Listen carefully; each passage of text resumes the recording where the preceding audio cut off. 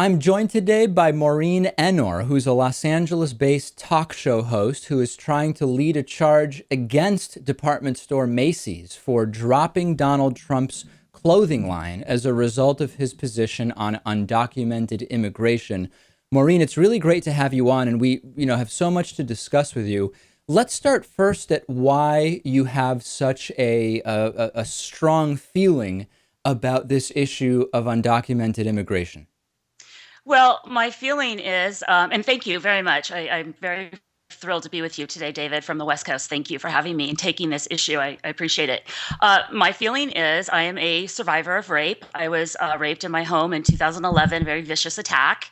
And Donald Trump had come out the day before stating that in his campaign pledge that most crossing the border are rapists and various other things. And immediately everyone jumped all over him. And Macy's the next day dumped his line for associating all of illegals with being rapists. And my point was to Macy's, to the CEO, was why doesn't Macy's do something to help these women who have been raped? I am the face of rape. It is nothing that you want to have to go through.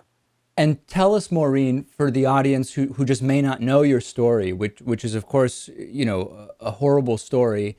Talk to us about the connection between you as a rape victim and undocumented immigration. Well, I was not raped by an undocumented, a illegal person. I was raped by somebody who was perfectly legal here in the Oh, country. However, everyone who is raped has a story. So it ends there. If you were raped, you were raped. I don't care if it was by an illegal or if it was by somebody who was not an illegal. Were raped, and your life is forever changed. so along And those lines, though, why is it that your story has gotten you so agitated about the undocumented immigration element involving Macy's and Donald Trump? because, as I stated, and I stated in the email, Macy's could do far more to help women who have been raped, whether they've been raped at the border or whether they are raped by illegals here in this country. Simply by dumping a clothing line, why don't you take a percentage of that money and help women who have been raped? I work daily to help women who are victims of rape. I see what they have to go through to get their life back together. These women who are raped, 80% of them trying to cross into the border in this country, what happens to them? Do they become a victim in the United States? Do they go back to their homeland? Are they forever ruined? What happens to those women? Why don't we talk about that Right. instead of Donald Trump's comments and his clothing line? Why don't we do something for these victims Yeah, and the and victims that and are here in along the United those States? along those lines, Maureen, I was surprised because the two letters that you wrote to Macy's were really I wrote focused. one. I wrote one letter to Macy's. Okay, for whatever reason, your publicist sent what she described as two different letters, but maybe that was a mistake. You Possibly, wrote yeah. you I wrote wrote a one. letter. You wrote a letter to Macy's, and the focus of that letter was really undocumented immigration, not helping victims of rape more broadly. So I'm curious why you chose to focus on that in the letter. If because as I hear you talking, it sounds like really the issue is helping victims of sexual assault. Well, it's twofold, and the first email that I did, and the only email that I'm aware of that I sent to the CEO was, "How dare you jump on this a day after a candidate says something, knee-jerk reaction to just dump his line when there's victims all over this country who you could be helping." Macy's is a huge corporation. They could be doing a lot of things for these women. Dumping a clothing line is not going to help. And having your feelings hurt in this country because somebody says something about illegal immigration is not going to help. It's not Now, going to help the situation. Couldn't Macy's be doing any number of things to work on the issue of supporting victims of sexual assault without supporting what they feel to be xenophobic comments from a particular vendor of theirs? Why are they mutually exclusive?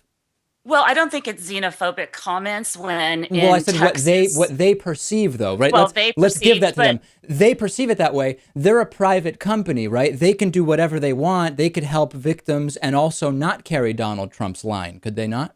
okay, well, have they set up anything to help victims? I don't think so. I think my email went totally unnoticed, and I don't think anything has been done to help victims. And 30,000 Macy's customers sent in their Macy's card after Donald Trump made that statement.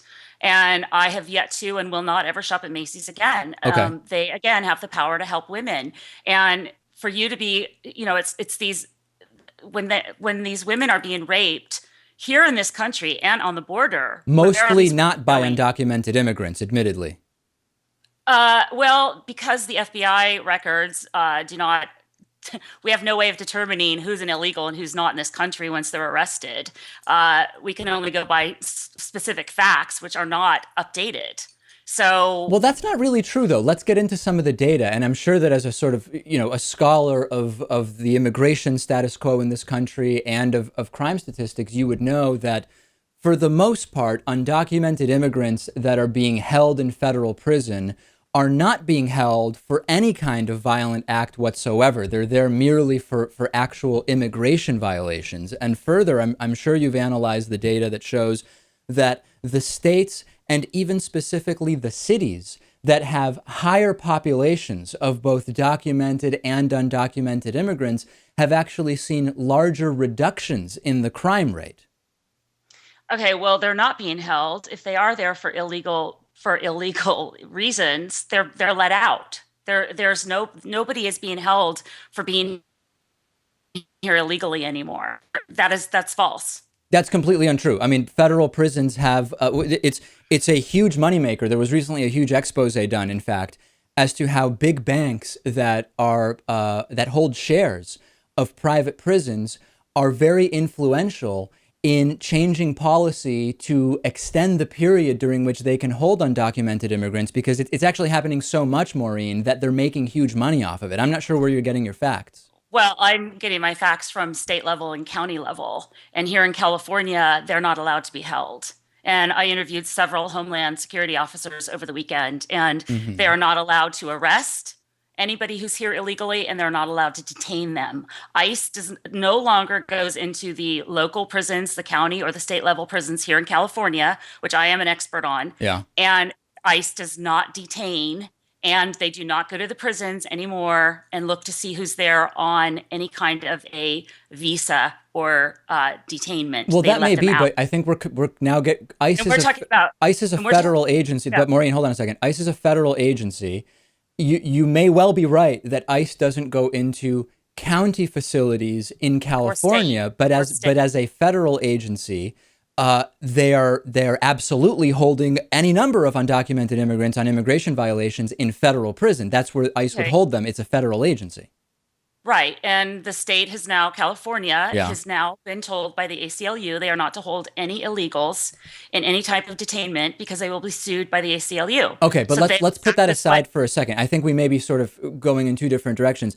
The thing I'm most interested in really is your view on this, which is the focus of your letter was undocumented immigration and its connection to rape and sexual assault. But as we continue to see the portion of Americans that are foreign born increase, as we continue to see, we've seen over the last 20 years a rise in the undocumented population in the US, we actually see that immigrants, both documented and undocumented, account for a far smaller share of the prison population than the share of the population they represent. In other words, the undocumented the undocumented immigrants that you are pointing to as the source of crime are actually underrepresented as perpetrators of those crimes.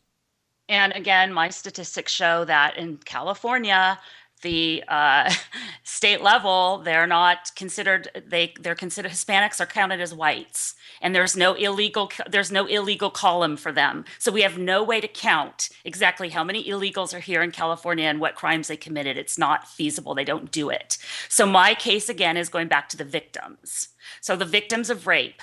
What about in Texas? 1,000 children were molested by illegals in the last 3 years. Now, 1,000 hold on a children. second. If you say that we don't have any data as to crimes committed by so-called illegals, how do you know that 1,000 This was people a were molested by Texas. so-called illegals in Texas? This was because this was a Texas-based organization that conducted this survey, and it was done in 2011. So you admit Nothing we I could can not have data find. about undocumented immigrants. Well, that's the interesting thing. You, as the liberal side, I would think that you would want the illegals to be represented properly in our prison system, but they are not. Why does our government not want them counted?